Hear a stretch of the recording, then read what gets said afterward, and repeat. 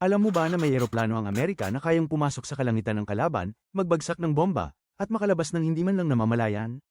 Ang B-2 Spirit Bomber ay isang stealth strategic bomber na gawa ng Amerika.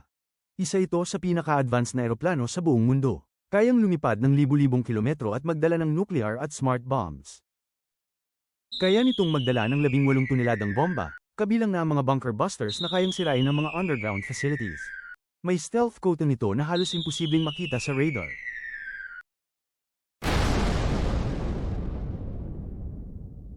Bakit ito kinatatakutan?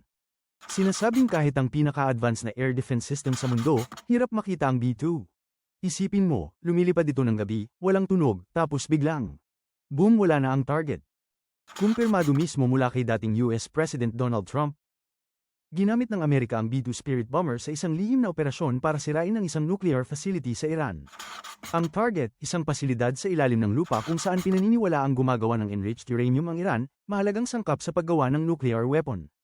Gamit ang high-precision bunker buster bombs, pinulbos ng B-2 ang target sa isang bagsakan, mabilis, tahimik, at walang halos nalaman ng mga radar system ng Iran. Ayon kay Trump, ito raw ang perpektong halimbawa ng kapangyarihan ng Amerika, isang ataking walang kasamang sundalo, pero may maximum na epekto. Sa modernong digmaan, hindi lang lakas ang kailangan, kundi katalinuhan, katahimikan, at bilis.